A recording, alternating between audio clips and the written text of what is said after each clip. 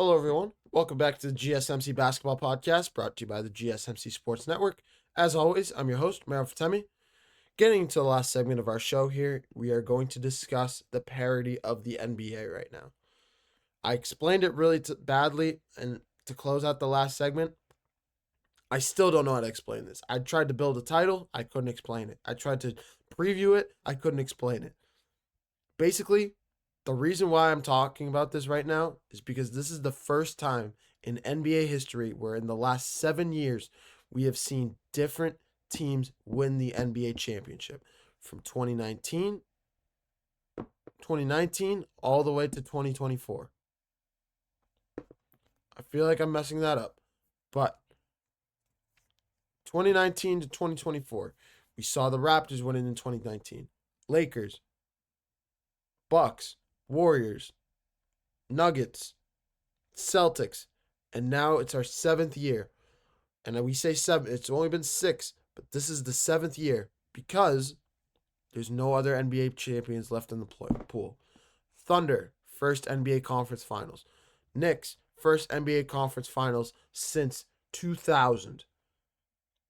Pacers lost in 4 games last year to the Celtics in the Eastern Conference Finals.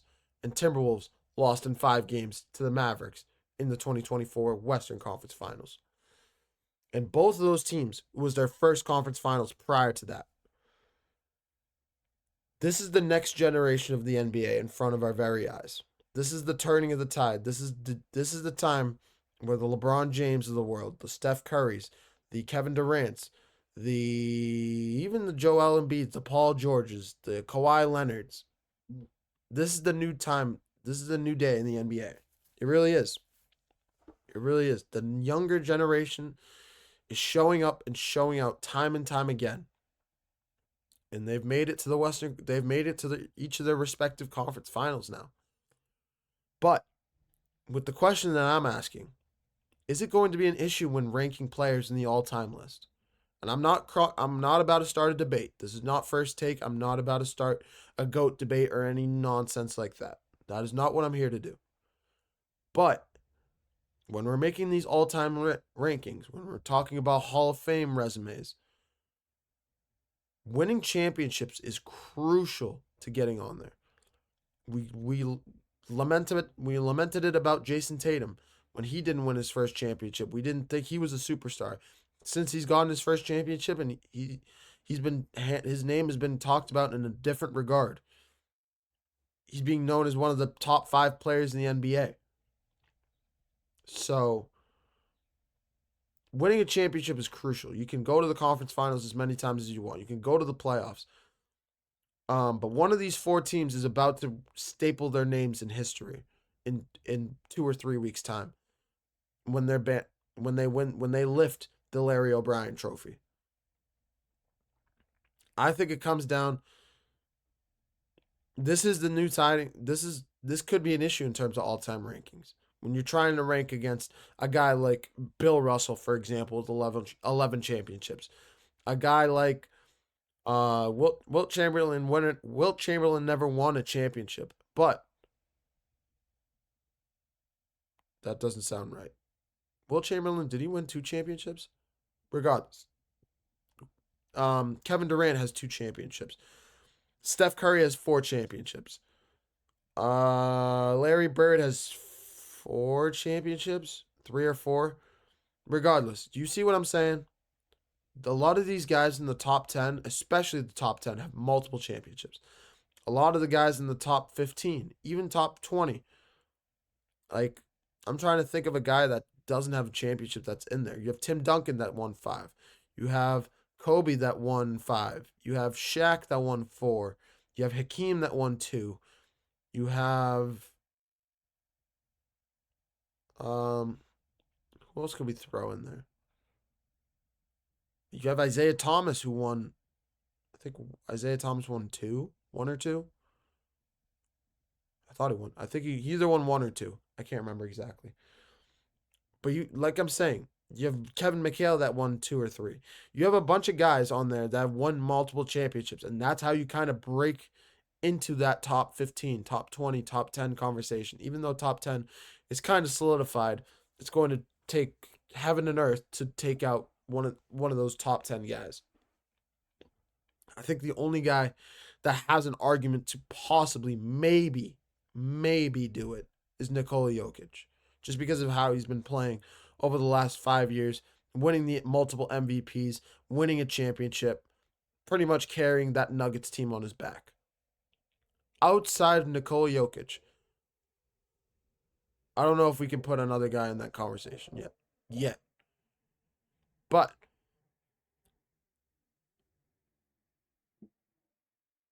sorry, that's a really loud plane. That just took that I just completely lost my train of thought. I'm so sorry. But with the new state of the NBA, I think this new parity could be an issue for teams.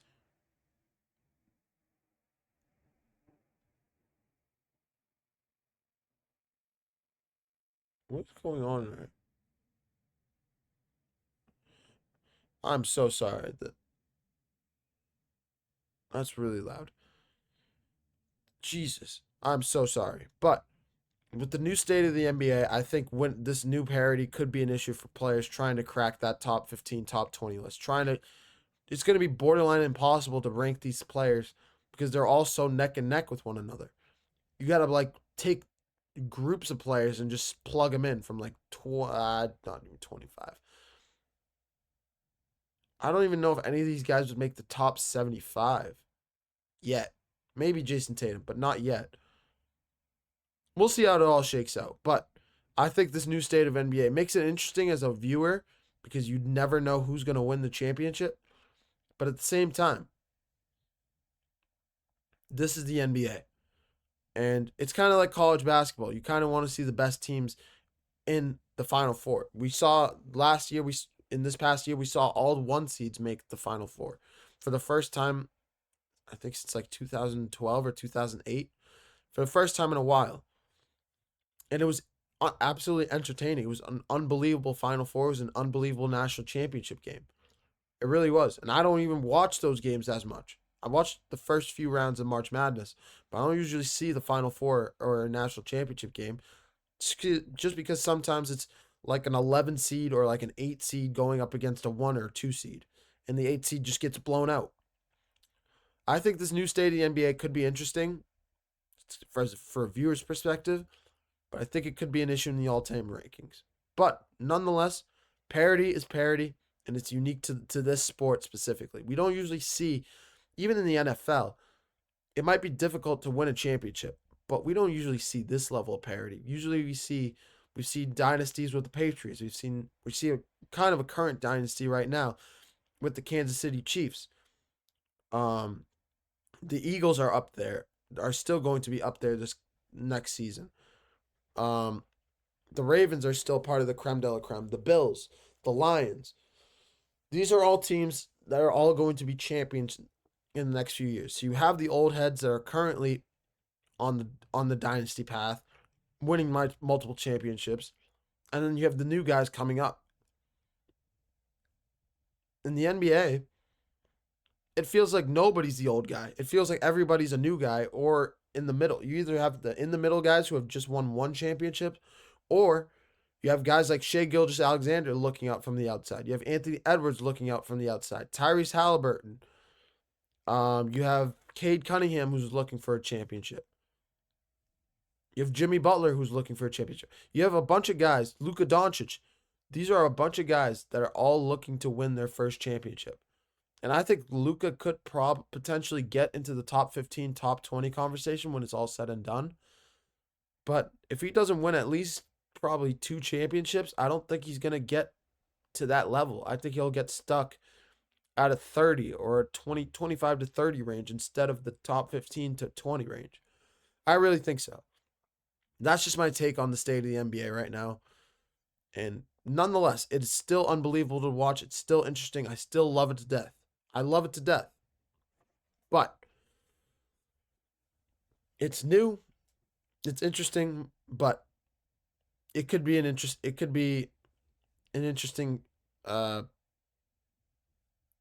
it might be difficult to rank these players in the all-time list when it's all said and done. that's the point of this whole situation. But this is yet another year where we're going to see a new champion crowned. And I said it in my last show on, was it Friday? Did I say it yesterday or on Friday? I might have said it yesterday. I don't remember. I either said it yesterday or on Friday, but I said I think the Timberwolves are going to win the championship this year. I think they have the best chance, the best roster, and the best personnel to get it done. And I think Anthony Edwards is ready to shine in that moment. But even if he doesn't, whether it's Tyrese Halliburton, whether it's Jalen Brunson, whether it's Shai Gilgeous-Alexander, it's going to be an unbelievable next few years of the NBA. And I can't wait to see it. But I'm going to put a pin in it there. We got game 1 between the Thunder and Timberwolves later tonight, kicking off at 8:30.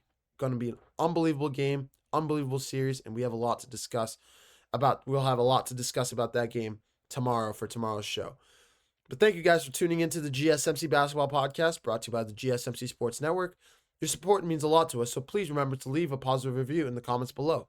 Whether it's positive, whether it's negative, let us know what we're doing well. Let us know what we can improve upon. You guys are a big part of what we do here at the GSMC Sports Network, and your input is greatly appreciated on every single level. Whether it's positive, whether it's negative, we absolutely appreciate anything and everything in terms of criticism you guys can give us. Or at least me specifically. But I think a lot of people would echo that statement. For more content and updates, remember to follow us on TikTok, Twitter, Instagram, and Snapchat. Thank you guys for tuning into the GSMC Basketball Podcast. This is Mayor Fatami, the host of the GSMC Basketball Podcast, signing off. I hope you guys have a wonderful rest of your Tuesday afternoons. Bye-bye.